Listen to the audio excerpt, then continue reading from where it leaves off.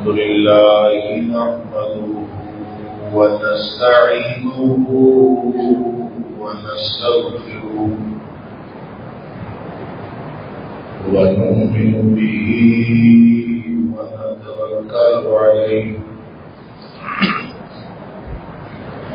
ونعوذ بالله من شرور أنفسنا ومن سيئات أعمالنا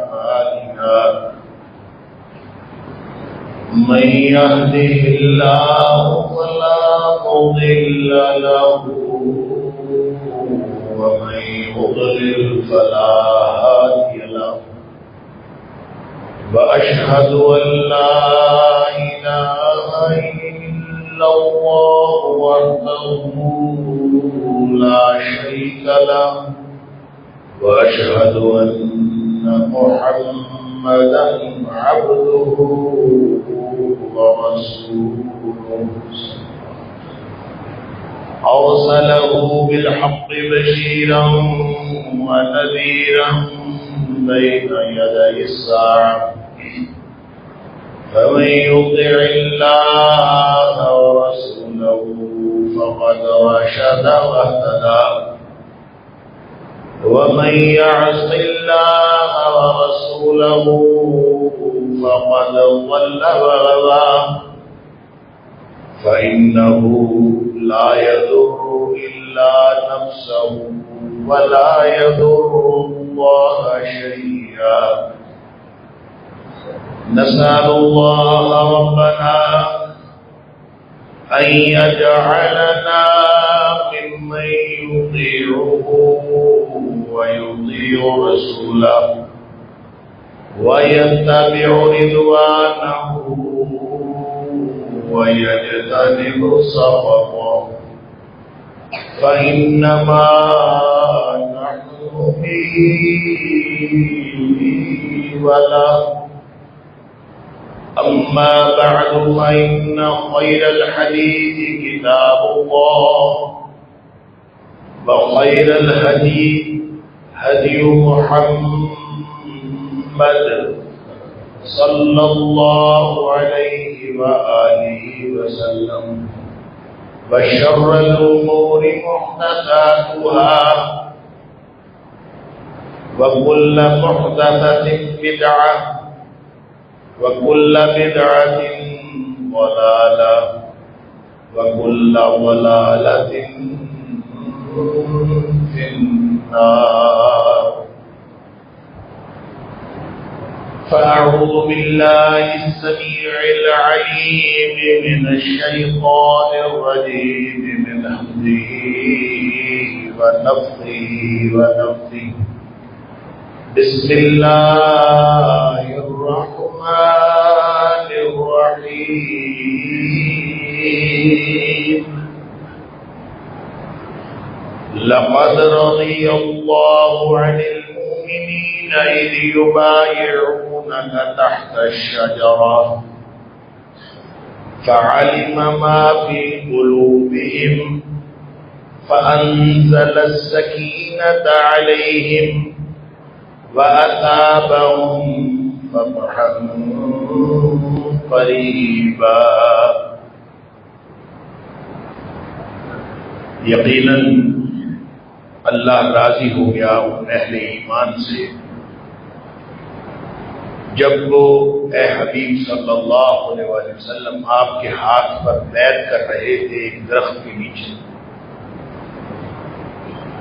بس اللہ نے جان لیا ان کے دلوں میں کیا تھا. پھر اللہ نے ان کے اوپر سکینت نازل فرما دی. پھر ان کو بدلے میں ایک قریب کی فتح بھی عطا فرما دی. صدق اللہ العظیم. سورہ فتح کی آیت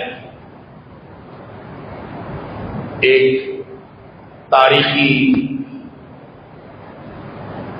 بیعت کی طرف نشاندہی کر رہی ہے. وہ بیعت جو صرف ایک خصوصی مقصد کے لیے کی گئی اور وہ مقصد تھا ایک صحابی رسول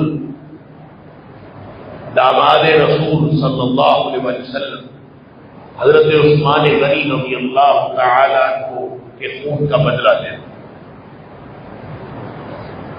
آپ اندازہ کیجئے کہ سارے ہی صحابہ کرام، ان کے بارے میں اللہ کریم نے سورہ توبہ کے اندر فرمایا کہ وہ اللہ سے راضی ہو گئے اور اللہ ان سے راضی ہو گیا. لیکن یہ خصوصیت کے ساتھ ایک واقعے کی طرف اشارہ ہے اور قیامت تک کے لیے اس کو قرآن کا حصہ بنا دیا گیا. اور یہ حضرت عثمان غنی رضی اللہ تعالی عنہ، جن کا جو شہادت کا دن ہے وہ 18 ذی الحج ہے. یہ ان کے حوالے سے اللہ کریم نے قیامت تک کے لیے آیت قرآن حکیم میں نازل فرما دی اور یہ پڑھی جاتی رہے گی اور پڑھی جا رہی ہے. نبی اکرم صلی اللہ علیہ وسلم کے ہاتھ پر 1400 لوگوں نے، روایات کے اندر آتا ہے کہ نبی پاک صلی اللہ علیہ وسلم کے ساتھ 1400 لوگ. یہ وہ موقع ہے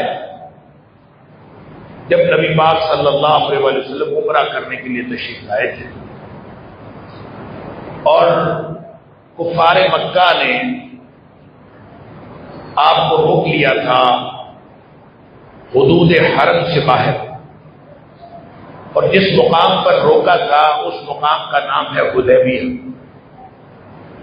اس لیے وہاں پہ پھر بعد میں معاہدہ ہوا، اس معاہدے کے نام بھی معاہدہ حدیبیہ قرار پایا، اور اس میں یہ طے ہوا کہ مسلمان اس وقت واپس چلے جائیں عمرہ کیے بغیر اور اگلے سال آئے اور آگے عمرہ کریں. یہ بھی طے ہوا کہ 10 سال جنگ نہیں ہوگی، مختلف باتیں طے ہوئی. لیکن اس دوران جب نبی پاک صلی اللہ علیہ وسلم نے پڑاؤ کیا ہوا تھا تو اس دوران مختلف سفارتیں آتی جاتی رہی. مختلف سفیر جو ہے وہ گفتگو کے لیے جاتے رہے آتے رہے. اسی دوران نبی کریم صلی اللہ علیہ وسلم نے حضرت عثمان غنی رضی اللہ تعالیٰ کو سفیر بنا کر مکے بھیجا. تو بعد میں افواہ اڑ گئی کہ کفار مکہ نے حضرت عثمان غنی رضی اللہ تعالیٰ کو شہید کر دیا. اب حالانکہ نبی پاک صلی اللہ علیہ وسلم جنگ کی نیت سے تشریف بھی لائے تھے، آپ نے مدینہ منورہ سے چلتے وقت یہ فرما دیا تھا کہ کوئی شخص ہتھیار لے کر نہ چلے، اور جنگ کے ہتھیار الگ ہوتے تھے اور ایک تلوار جو ہے یہ عربوں کے لباس کا حصہ ہوتی ہے. تو سوائے اس تلوار کے جو عربوں کے لباس کا حصہ ہے، اس تلوار کے علاوہ کوئی شخص ہتھیار لے کے نہ چلے، کیونکہ جنگ کا ارادہ نہیں تھا، لڑنے کے لیے آئے نہیں، عمرہ کرنے کے لیے آئے. لیکن جب حضرت عثمان غنی رضی اللہ تعالیٰ عنہ کے شہادت کی خبر ملی تو نبی کریم صلی اللہ علیہ وسلم نے بھلے لڑنے کے لیے آئے تھے یا نہیں لڑنے کے لیے آئے، نبی پاک صلی اللہ علیہ وسلم نے ایک درخت کے نیچے سارے صحابہ سے باری باری بیعت لی. اور بیعت کس بات کی لی کہ ہم عثمان کے خون کا بدلہ لیے بغیر واپس نہیں جائیں. اور یہ موت کی بیعت تھی کہ ہم اپنی موت تک لڑیں گے اور عثمان کے قتل کا بدلہ لیے بغیر واپس نہیں جائیں. گویا نبی پاک صلی اللہ علیہ وسلم نے ایک عثمان کے لیے، ایک عثمان غنی رضی اللہ تعالیٰ عنہ کے لیے نبی پاک صلی اللہ علیہ وسلم نے 1400 صحابہ کرام سے موت کی بیعت کی، اور 1400 صحابہ کو کٹوانے کے لیے تیار ہو گئے نبی پاک صلی اللہ علیہ وسلم، حالانکہ لڑنے کے لیے نہیں آئے تھے. اور پھر یہ بیعت اتنی اعلیٰ قرار پائی اور اللہ کے ہاں اس بیعت کا اتنا درجہ قرار پایا کہ نبی کریم صلی اللہ علیہ وسلم کو خیال آیا کہ عثمان کہیں اس اجر سے محروم نہ رہ جائے جو اجر بیعت والوں کو مل رہا ہے. اللہ، عثمان کے اجر کا نبی پاک صلی اللہ علیہ وسلم کو بڑا خیال رہا. اللہ، جب غزوہ بدر ہوا تو نبی پاک صلی اللہ علیہ وسلم کی صاحبزادی جو زوجہ محترمہ تھی حضرت عثمان غنی رضی اللہ تعالیٰ عنہ کی، وہ بیمار تھی۔ نبی پاک صلی اللہ علیہ وسلم فرمایا عثمان تو بدر کے لیے نہ جا، تو نہ نکل، تو اپنی زوجہ کی تیمارداری کے لیے مدینہ منورہ میں رہے۔ البتہ جو کچھ اجر ملے گا بدر والوں کو اور جو کچھ مال غنیمت ملے گا، تیرا اجر میں بھی حصہ ہوگا اور مال غنیمت میں بھی حصہ ہوگا۔ لہذا عثمان غنی رضی اللہ تعالیٰ عنہ بدر میں تشریف نہیں لے گئے، کیونکہ نبی پاک صلی اللہ علیہ وسلم نے ان کی ڈیوٹی لگائی تھی گھر میں، وہ گھر میں رہے۔ لیکن اللہ تعالیٰ نے ان کو اس طرح اجر میں شریک کر دیا، سبحان اللہ، کہ آج بھی امام بخاری علیہ رحمہ نے جو بدری صحابہ کی فہرست دی ہے، اس فہرست میں عثمان غنی رضی اللہ عنہ کا نام شامل ہے۔ گویا آپ اجر میں بھی شامل ہیں، نبی پاک صلی اللہ علیہ وسلم نے وعدہ کیا، اور آپ مال غنیمت میں بھی شامل ہیں۔ یہاں جب بیعت ہو رہی ہے، جس کا نام بیعت رضوان کہا گیا، اللہ کی خوشنودی کی بیعت، تو نبی پاک صلی اللہ علیہ وسلم کو خیال آیا کہ عثمان کے لیے، اگرچہ عثمان کے لیے بیعت ہو رہی، عثمان کے خون کا بدلہ لینے کے لیے تو بیعت ہو رہی، لیکن نبی کریم صلی اللہ علیہ وسلم کو لگتا ہے بہت ہی خیال تھا، آخر یکے بعد دیگرے دو بیٹیاں جو دی تھی، حضرت عثمان غنی رضی اللہ تعالیٰ عنہ کا لقب ہے ذو النورین، اور وہ اس لیے ذو النورین ہے کہ نبی پاک صلی اللہ علیہ وسلم کی ایک صاحبزادی آپ کے عقد میں تھی، وہ فوت ہو گئی، پھر نبی پاک صلی اللہ علیہ وسلم نے اپنی دوسری صاحبزادی کا نکاح ان کے ساتھ کرا۔ اللہ اکبر۔ بعض روایات میں یہاں تک آیا ہے، اگرچہ ان کے روایات کے درجات مختلف ہیں، یہاں تک آیا ہے کہ نبی پاک صلی اللہ علیہ وسلم نے فرمایا کہ میری اگر کوئی اور بیٹی بھی ہوتی تو میں وہ بھی عثمان سے بیاہ دیتا، کیونکہ دو بیٹیاں یکے بعد دیگرے عثمان کے عقد میں آئی، دونوں فوت ہو گئی۔ نبی پاک صلی اللہ علیہ وسلم نے فرمایا میری کوئی اور بیٹی ہوتی تو میں وہ بھی عثمان سے بیاہ دیتا۔ بلکہ ایک روایت میں تو یہاں تک آیا ہے کہ نبی کریم صلی اللہ علیہ وسلم نے فرمایا کہ اگر میری 40 بیٹیاں بھی ہوتی اور یکے بعد دیگرے کو فوت ہوتی رہتی تو میں ہر فوت شدہ بیوی کے بعد اپنی دوسری بیٹی کا نکاح اسے کرتا۔ اللہ کیا کوئی خاص محبت تھی نبی پاک صلی اللہ علیہ وسلم کو عثمان غنی رضی اللہ عنہ۔ لہذا وہاں بیعت کے دوران ان کو خیال آیا نبی کریم صلی اللہ علیہ وسلم کہ بھلے یہ بیعت عثمان کے لیے ہے، لیکن یہ بیعت بہت اعلیٰ درجے کی ہے۔ ظاہر ہے قرآن نے کہا لقد رضی اللہ عن المؤمنین، اللہ ان سارے مومنوں سے راضی ہو گیا۔ اللہ اکبر۔ یہاں اللہ کریم نے وہ مسئلہ بھی حل فرما دیا جو بعض لوگ صحابہ کرام کے بارے میں حرزہ سرائی کرتے ہوئے یہ کہتے ہیں کہ ان کے دلوں میں کچھ اور تھا، ان کے ظاہر میں کچھ اور تھا۔ اللہ نے وہ مسئلہ بھی حل فرما دیا۔ اللہ فرماتا ہے فَعَلِمَ مَا فِي قُلُوبِهِمْ، اللہ نے جان لیا کہ ان کے دلوں میں کیا تھا۔ دلوں کی کیفیتیں جاننے والا وہ دلوں کی کیفیتیں نہیں جانے گا، تو اس نے جان لیا کہ دلوں کی کیفیتیں کیا ہے۔ لہذا سارے کے سارے اہل ایمان جنہوں نے نبی کریم صلی اللہ علیہ وسلم کے ہاتھ پر بیعت کی، سب سے اللہ راضی ہو گیا۔ دلوں کی کیفیتیں جانی تو راضی ہوا، لہذا اللہ نے یہ سرٹیفکیٹ بھی دے دیا کہ کل کلاں کوئی بدطینت اٹھے، کوئی بدبخت اٹھے اور صحابہ کرام کے خلاف کوئی بات کرے تو اللہ کریم نے فرمایا فَعَلِمَ مَا فِي قُلُوبِهِمْ، اللہ نے جان دیا تھا کہ ان کے دلوں میں کیا، پھر یہ تو راضی ہوا۔ اللہ ان کے دلوں کے اخلاص کو دیکھ رہا تھا، اللہ ان کی نیتوں کو دیکھ رہا تھا، اللہ ان کے دلوں کی کیفیتوں کو دیکھ رہا تھا۔ فَأَنزَلَ السَّكِينَةَ عَلَيْهِمْ، پھر ہی تو اللہ نے ان کے اوپر سکینت نازل فرمائی، پھر تو ان کے لیے فتح کا ایک وعدہ فرمایا کہ قریب کی ایک فتح عطا ہوگی، اور پھر ہی تو اللہ ان سے راضی ہوا۔ لقد رضی اللہ عن المؤمنین اذ یبایعونک تحت الشجرۃ، کہ جب وہ درخت کے نیچے بیعت کر رہے تھے تو اللہ ان سب سے راضی، سبحان اللہ. کیوں راضی ہوا؟ فعلم ما فی قلوبہم، ان کے دلوں کی ساری کیفیتیں جان گیا. تو نبی کریم صلی اللہ علیہ وسلم کو خیال آیا کہ عثمان اس بیعت سے محروم رہ جائے گا. اللہ اکبر. تو سارے صحابہ کرام بیعت کر رہے تھے. نبی پاک صلی اللہ علیہ وسلم کے ہاتھ کے اوپر اپنا ہاتھ رکھ کے بیعت کرتے تھے.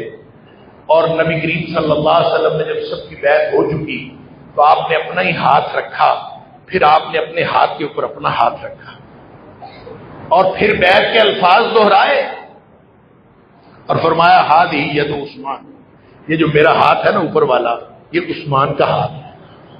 سبحان اللہ. نبی کریم صلی اللہ علیہ وسلم نے اپنا ہاتھ عثمان کا ہاتھ قرار دیا اور ان کو بھی بیعت میں شامل کر لیا. بھلے ان کے لیے بیعت ہو رہی تھی، ان کے خون کا بدلہ لینے کے لیے بیعت ہو رہی تھی، وہ تو بعد میں پتہ چلا کہ وہ خبر غلط تھی. حضرت عثمان غنی رضی اللہ تعالیٰ عنہ کو شہید نہیں کیا گیا تھا، بس ایسے افواہ ہوئی تھی. لیکن نبی پاک صلی اللہ علیہ وسلم نے ان کے ایک خون کا بدلہ لینے کے لیے 1400 صحابہ کٹوانے کا ارادہ فرما لیا.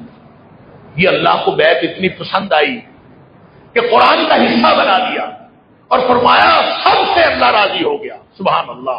کیونکہ وہ عثمان کے لیے بیعت تھی. تو کیا خیال ہے جس شخص کے لیے بیعت تھی، اس شخص کے لیے جن لوگوں نے بیعت کی ان سب سے اللہ راضی ہو گیا، اس شخص کی اپنی حیثیت کیا ہوگی جس کے لیے بیعت پر اللہ سارے صحابہ کرام سے راضی ہو.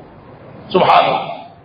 تو عثمان غنی رضی اللہ تعالیٰ عنہ جن کو مظلومیت کے عالم میں شہید کیا گیا، میں کوشش کروں گا کہ آج ان کی شہادت کا کوئی واقعہ اور شہادت کے واقعے کے مختلف پہلو وہ ذکر نہ ہو.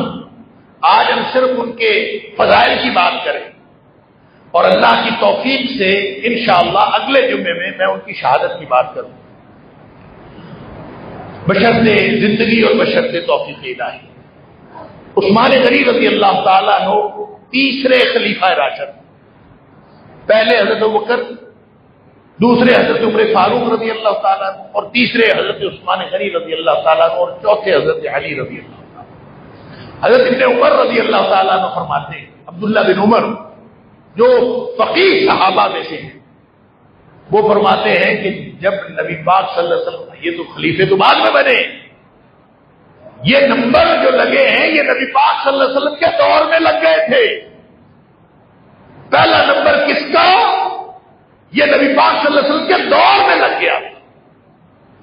فرماتے ہیں، یہ بخاری شریف کے اندر حضرت عبداللہ بن عمر کا قول ہے، وہ فرماتے ہیں وَقُنَّا فِي زَمَنِ نبی صلی اللہ علیہ وسلم فی زمان رسول اللہ صلی اللہ علیہ وسلم، ہم نبی پاک صلی اللہ علیہ وسلم کے زمانے میں تھے اور ہم کسی کو لا نعدل بأبی بکر احدا، ہم ابو بکر کے برابر کسی کو نہیں سمجھتے تھے.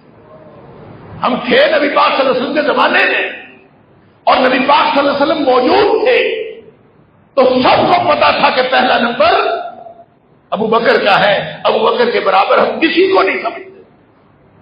فرماتے ہیں ثم عمر، اس کے بعد ہم سب عمر کو سمجھتے تھے. ثم عثمان، اس کے بعد ہم سب عثمان غنی رضی اللہ تعالیٰ عنہ کو سمجھتے تھے. گویا پہلا نمبر ابو بکر کا، دوسرا نمبر عمر کا اور تیسرا نمبر عثمان غنی رضی اللہ تعالیٰ عنہ کا. اور عبداللہ بن عمر فرماتے ہیں کہ اس کے بعد ثم نترک اصحاب النبی صلی اللہ علیہ وسلم، پھر ہم صحابہ کرام کو چھوڑ دیتے تھے، اس کے بعد ہم نمبرنگ نہیں کرتے تھے. لا نفاضل بینہم، ہم بعد میں ان میں سے کسی ایک کی دوسرے پر فضیلت وہ گنتے ہی نہیں تھے، باقی سب کو برابر سمجھتے تھے. نمبر 3 تھے، پہلا ابو بکر کا تھا، دوسرا عمر کا تھا، تیسرا عثمان غنی رضی اللہ تعالیٰ عنہ کا تھا اور اللہ نے چوتھا نمبر حضرت علی رضی اللہ تعالیٰ عنہ کا بنایا. تو یہ ترتیب نبی پاک صلی اللہ علیہ وسلم کے دور میں لگ گئی تھی. سبحان اللہ. اور یہ بخاری شریف کے اندر عبداللہ بن عمر کا قول موجود. تو یہ جو عثمان غنی رضی اللہ تعالیٰ عنہ کی حیثیت ہے یہ گویا طے ہو گئی تھی نبی پاک صلی اللہ علیہ وسلم کے دور میں. اور پھر وہ جو مشہور حدیث ہے کہ نبی پاک صلی اللہ علیہ وسلم احد پہاڑ پہ تھے اور احد پہاڑ ہلنے لگا. اب یہ بھی دو روایتیں ہیں. ایک روایت میں ہے نبی پاک صلی اللہ علیہ وسلم ہرا پہ تھے، کوہ ہرا پہ تھے. ایک میں ہے آپ احد پہ تھے اور نبی کریم صلی اللہ علیہ وسلم نے آپ کے ساتھ ابو بکر بھی تھے، آپ کے ساتھ عمر بھی تھے، آپ کے ساتھ عثمان بھی تھے. اور نبی کریم صلی اللہ علیہ وسلم نے جب پہاڑ کو ہلتے دیکھا تو آپ نے پاؤں سے ٹھوکر ماری اور پہاڑ سے کہا احد تو رک جا، اللہ اکبر، تو رک جا. فما علیک الا نبی وصدیق وشہیدان، تیرے اوپر ایک نبی ہے، تیرے اوپر ایک صدیق ہے اور دو شہید ہیں، لہذا تو رک جا. گویا نبی کریم صلی اللہ علیہ وسلم نے یہاں ان کی فضیلت ہی نہیں بتائی، پیشین گوئی بھی فرما دی کہ یہ شہید ہوں گے. اللہ، ایک صدیق ہے، دو شہداء ہیں، شہیدان، دو شہید ہیں. اسی طرح کی حدیث جو ہے وہ کوہ ہرا کے بارے میں بھی ہے کہ نبی پاک صلی اللہ علیہ وسلم ہرا پہاڑ کے اوپر چڑھے، پہاڑ ہلنے لگا، نبی پاک صلی اللہ علیہ وسلم نے اس کو ٹھوکر ماری اور آپ نے فرمایا اسکن ہرا، ہرا پر سکون ہو جا، فما علیک الا نبی و صدیق و شہید، تیرے اوپر ایک نبی ہے، تیرے اوپر ایک صدیق ہے، ایک شہید ہے، لہذا تو رک جا، پر سکون ہو جا. تو نبی پاک صلی اللہ علیہ وسلم نے اپنی حیات طیبہ میں ہی حضرت عثمان غنی رضی اللہ تعالیٰ عنہ کی اس طرح کی فضیلتیں بیان فرما دی. پھر جہاں تک سب سے زیادہ پرومیننٹ فیچر ہے حضرت عثمان غنی رضی اللہ تعالیٰ عنہ کی حیات طیبہ کا، آپ کی زندگی کا جو سب سے زیادہ جو پرومیننٹ فیچر ہے، جو سب سے زیادہ نمایاں آپ کی زندگی کا جو عنصر ہے وہ حیا ہے. اور اس کے بارے میں 3 روایات میں عرض کروں گا. ایک بخاری شریف میں ہے، ایک مسلم شریف میں ہے اور ایک پھر ابن ماجہ میں ہے. نبی اکرم صلی اللہ علیہ وسلم سے عائشہ صدیقہ رضی اللہ تعالیٰ عنہ فرماتی ہیں کہ نبی کریم صلی اللہ علیہ وسلم گھر میں موجود تھے اور آپ نے حضرت عائشہ صدیقہ رضی اللہ تعالیٰ کی چادر اوڑھی ہوئی تھی، بستر پہ تھے اور عائشہ صدیقہ رضی اللہ تعالیٰ عنہ کی چادر اوڑھی ہوئی، جیسے آدمی بالکل ریلیکس انداز میں اپنے گھر میں. اللہ، حضرت ابو بکر آئے، آ کے اجازت مانگی، میں آنا چاہتا ہوں. حضرت عائشہ صدیقہ رضی اللہ تعالیٰ عنہ فرماتی نبی پاک صلی اللہ علیہ وسلم نے اجازت دے دی. انہوں نے آ کے کوئی بات کی، بات کر کے چلے. پھر تھوڑی دیر بعد عمر آئے، عمر نے آ کے بات کی، بات کر کے چلے گئے. کچھ دیر اور گزری تو عثمان آ گئے. عثمان آئے تو نبی کریم صلی اللہ علیہ وسلم ہڑبڑا کر اٹھ بیٹھے، جیسے لیٹے ہوئے تھے آپ اٹھ کے بیٹھ گئے، سیدھے اٹھ کے بیٹھ گئے. اللہ اکبر.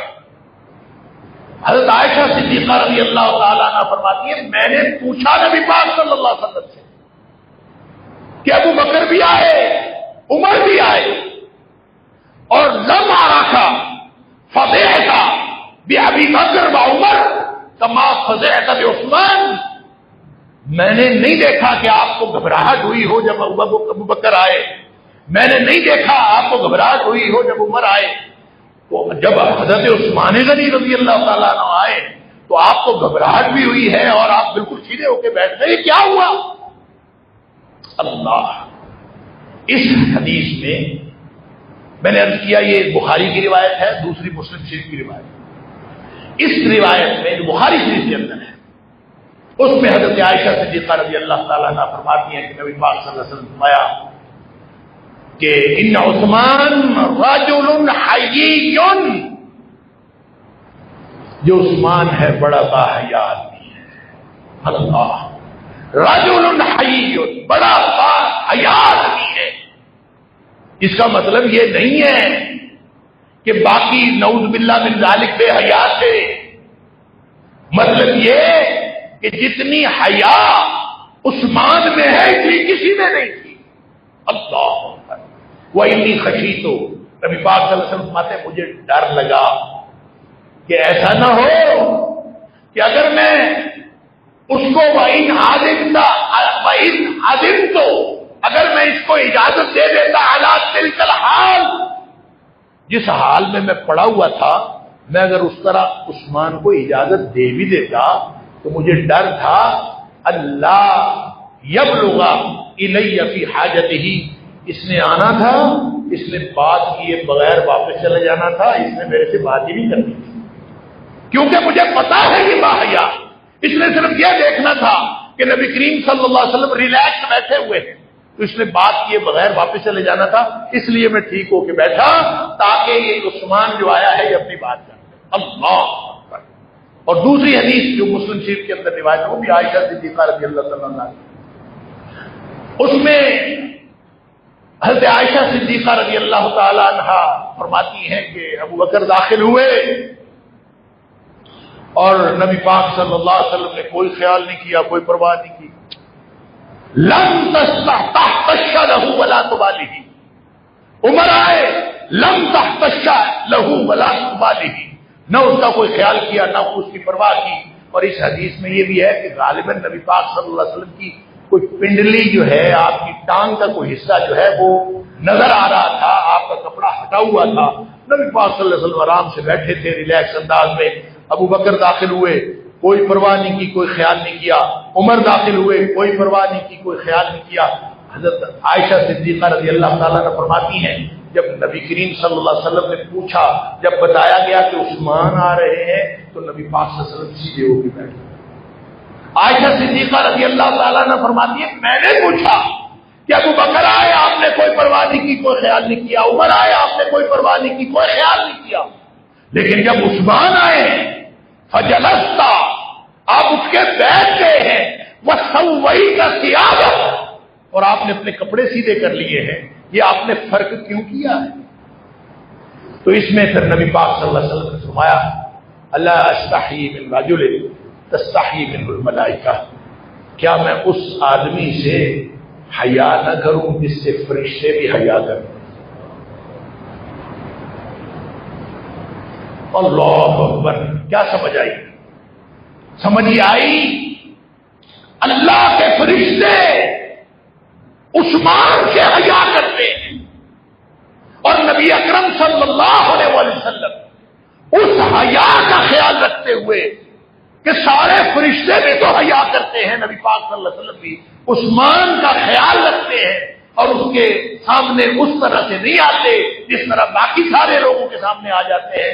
نبی کریم صلی اللہ علیہ وسلم بھی عثمان غنی رضی اللہ عنہ کا خاص خیال ہے، سبحان اللہ۔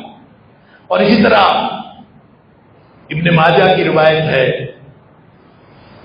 کہ نبی پاک صلی اللہ علیہ وسلم نے ایک ترتیب بتائی، آپ نے فرمایا ارحم امتی بامتی ابو بکر، میری امت میں سے میری امت کے ساتھ سب سے زیادہ رحم کرنے والا ابو بکر ہے، واشدہم فی دین اللہ عمر، اور سب سے زیادہ سختی کرنے والا دین کے معاملات میں وہ عمر ہے، سبحان اللہ۔ وَأَصْدَقُهُمْ حَيَاءً عثمان، اور سب سے زیادہ باحیا میری امت کا اگر کوئی شخص ہے تو وہ حضرت عثمان غنی رضی اللہ وَأَقْضَاهُمْ علی، اور سب سے زیادہ بہترین فیصلے کرنے والے علی مرتضیٰ ہے رضی اللہ تعالیٰ عنہ۔ پھر فرمایا وَأَقْرَبَهُمْ وَأَقْرَاهُمْ، اور ان میں سے سب سے زیادہ بڑا قاری ابی بن کعب، ابی بن کعب سب سے بڑے قاری ہیں۔ پھر فرمایا وَأَعْلَمُهُمْ بِحَلَالٍ وَحَرَامٍ معاذ بن جبل، حلال اور حرام کے بارے میں سب سے زیادہ جاننے والا معاذ بن جبل ہے۔ پھر فرمایا وَأَفْرَدُهُمْ زید بن ثابت، جو علم وراثت ہے، علم فرائض، علم وراثت کو کہتے ہیں، علم وراثت کو سب سے زیادہ جاننے والا زید بن ثابت ہے۔ اور پھر نبی پاک صلی اللہ علیہ وسلم نے فرمایا وَإِنَّ لِكُلِّ أُمَّةٍ امین، ہر امت کا کوئی نہ کوئی امین ہوتا ہے، امانت دار ہوتا ہے، کوئی نہ کوئی شخص ہر امت میں سے امانت دار ہوتا ہے۔ وَأَمِينُ أُمَّتِي اور میری امت کا اگر کوئی امین ہے ابو عبیدہ بن الجراح، وہ ابو عبیدہ بن جراح ہے جو میری امت کا امین ہے۔ گویا نبی پاک صلی اللہ علیہ وسلم نے یہ ترتیب بیان فرمائی، ہر ایک کی فضیلت فوقیت بتائی، اور حضرت عثمان غنی رضی اللہ تعالیٰ عنہ کی جو فضیلت اور فوقیت بتائی وہ حیا بتائی، واسطاقہم حیاء عثمان۔ اللہ اکبر! یہاں جو نبی پاک صلی اللہ علیہ وسلم نے الفاظ استعمال فرمائے وہ یہ ہیں اصدقہم حیاء۔ اصدق کا مطلب ہے سب سے سچا، حیاء، حیا میں سب سے سچا جو ہے عثمان ہے۔ اس کا مطلب یہ نہیں ہے کہ باقی نعوذ باللہ من ذالک جھوٹے ہیں، اس کا مطلب ہے حیا کے تقاضے پورے کرنے میں، حیا کے تقاضے پورے کرنے میں جس قدر سچا عثمان ہے اس قدر اور کوئی نہیں۔ اصدقہم حیاء عثمان۔ اللہ اکبر! پھر حضرت عثمان غنی رضی اللہ تعالیٰ عنہ کی یہ فضیلت بھی ہے کہ آپ کاتب وحی ہیں، اور اس کا اظہار آپ نے اس موقع پر بھی کیا۔ اللہ اکبر! جب آپ کے جو قاتلین ہیں عثمان غنی رضی اللہ تعالیٰ عنہ کے گھر کا محاصرہ کیا ہوا تھا، اس کی تفصیل میں انشاءاللہ کوشش کروں گا، اللہ کی توفیق سے اگلے جمعے عرض کروں۔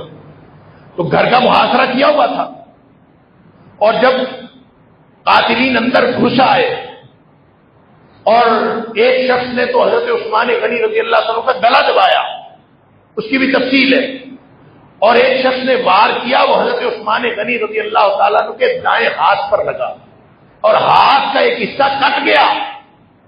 تو عثمان غنی رضی اللہ تعالیٰ نے اس موقع پر فرمایا تھا، اما واللہ ہذہ کفن، یہ وہ ہتھیلی ہے خطۃ المفصل، یہ آپ نے جو ہتھیلی کاٹ لی ہے یہ وہ ہتھیلی ہے جس نے سورہ حجرات سے لے کر سورہ والناس تک ساری صورتیں اپنے ہاتھ میں لکھی۔ اس ہتھیلی نے وہ قرآن لکھا ہے، تم نے اس ہتھیلی کو کاٹ ڈالا۔ اللہ اکبر! تو حضرت عثمان غنی رضی اللہ بلکہ فرمایا ہذہ اول کفن، یہ سب سے پہلی ہتھیلی ہے، خطۃ المفصل، یہ سب سے پہلی ہتھیلی ہے جس نے سورہ حجرات سے لے کر سورہ والناس تک قرآن لکھا تھا، یہ سب سے پہلی ہتھیلی ہے۔ گویا حضرت عثمان غنی رضی اللہ تعالیٰ عنہ کاتبین وحی میں سے وہ اول کاتب تھے جنہوں نے یہ مفصل سورہ حجرات سے لے کر سورہ والناس تک اپنے ہاتھ میں لکھی۔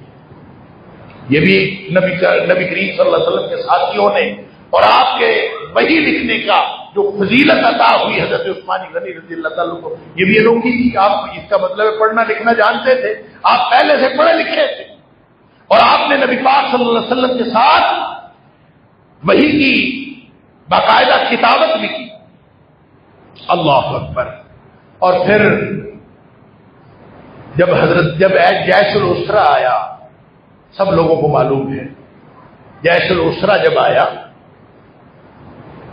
غزوہ تبوک کو کہتے ہیں جیش العسرہ، تو نبی کریم صلی اللہ علیہ وسلم اس وقت تنگی کا لشکر تھا، جیسے کہتے ہیں نا 13واں مہینہ، لوگوں کے فصلیں پکی ہوئی تھیں، ابھی اتری نہیں تھی، اور کسی کے پاس گویا کچھ تھا کچھ نہیں تھا۔ تو حضرت عثمان غنی رضی اللہ تعالیٰ اس موقع پر نبی پاک صلی اللہ علیہ وسلم نے نفیر عام کا اعلان بھی کیا تھا اور صدقہ عام کا اعلان بھی کیا تھا، سب اس میں حصہ ڈالیں۔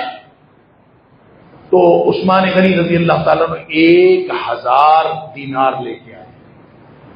1000 اشرفی دینار سونے کا ہوتا تھا، درہم چاندی کا ہوتا تھا، 1000 دینار۔ اللہ اکبر! اور جیش العسرہ تنگی کا لشکر، 1000 دینار آئے، سبحان اللہ۔ اور حدیث کے الفاظ ہیں، راوی کہتا ہے فَنَّصَرَ فِي حِجْرِهِ، نبی پاک صلی اللہ علیہ وسلم نے اس کو اپنی ہتھیلی میں لے لیا اور یوں دیکھنے لگے، پھر اس کو اچھالنے لگے، پھر اس کو الٹ پلٹ کرنے لگے، اور نبی کریم صلی اللہ علیہ وسلم اتنا خوش ہوئے کہ عثمان تو نے 1000 دینار دے دیا، اور اسرت اور تنگی کے موقع پر، اور نبی پاک صلی اللہ علیہ وسلم اس کو اچھالتے جاتے تھے۔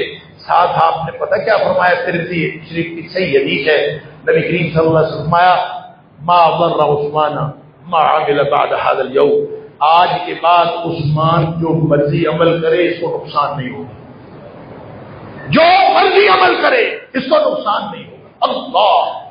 اور پھر آپ کو معلوم ہے کہ میٹھے پانی کا مدینہ منورہ میں ایک ہی کنواں تھا اور وہ تھا بئر روما، اور نبی کریم صلی اللہ علیہ وسلم نے باقاعدہ اعلان فرمایا کہ من ابتاع بئر روما غفر اللہ لہ، جو بھی یہ خرید کر یہ میٹھے پانی کا چشمہ خرید کر مسلمانوں کے لیے وقف کر دے اس کے سارے گناہ اللہ تعالیٰ معاف فرما دے گا۔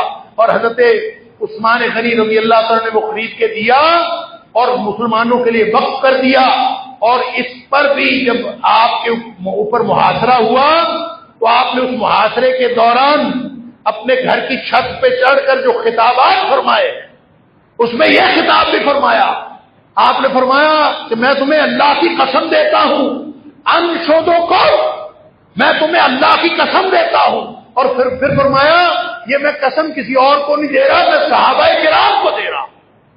الستم تعلمون، کیا تم یہ بات نہیں جانتے کہ نبی کریم صلی اللہ علیہ وسلم نے فرمایا تھا جب ایک ہی میٹھے پانی کا کنواں تھا، نبی پاک صلی اللہ علیہ وسلم نے فرمایا تھا من حفر بئر روما لہ الجنہ، جو شخص اس کو خرید کر دے دے وقف کر دے اس کے لیے جنت ہے۔ کیا تمہیں یہ پتا نہیں ہے؟ فحفرتها، نبی پاک صلی اللہ علیہ وسلم نے فرمایا تھا اور میں نے وہ خرید کے لوگوں کے لیے وقف کیا تھا، اور گویا نبی کریم صلی اللہ علیہ وسلم نے جو بشارت دی تھی اس بشارت کا مصداق حضرت عثمان غنی رضی اللہ۔ اسی طرح نبی پاک صلی اللہ علیہ وسلم نے جو جب مسجد نبوی چھوٹی تھی اس کی توسیع کے لیے آپ نے فرمایا تھا جو کوئی شخص یہ 7 والا ٹکڑا خرید کے وقف کر دے مسجد کے لیے اس کے لیے جنت ہے، اور حضرت عثمان غنی رضی اللہ تعالیٰ نے وہ خرید کے نبی پاک صلی اللہ علیہ وسلم کی خدمت میں پیش کیا۔ نبی پاک صلی اللہ علیہ وسلم نے فرمایا تو اعلان کر دے کہ آج کے بعد یہ مسجد ہے۔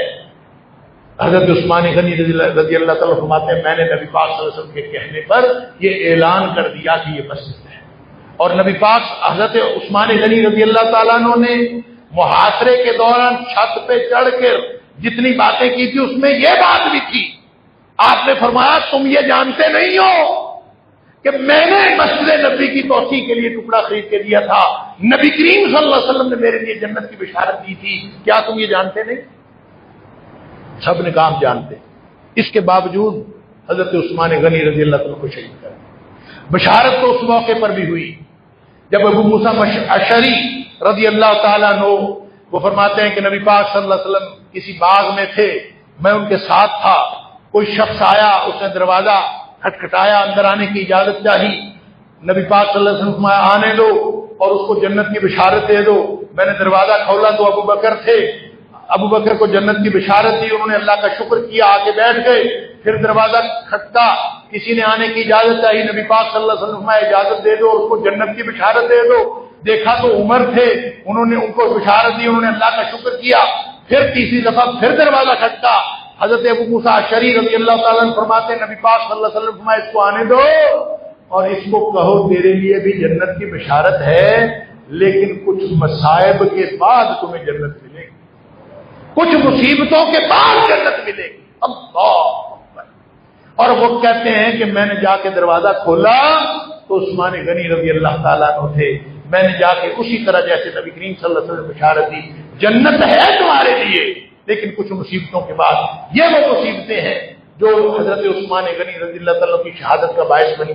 اللہ تعالیٰ مجھے اور آپ کو ان صحابہ کی قدر کرنے اور ان کا دیا ہوا جو دین ہم تک پہنچایا ہوا جو دین ہے اس کی قدر کرنے کی توفیق عطا فرمائے۔ وآخر دعوانا الحمدللہ رب العالمین۔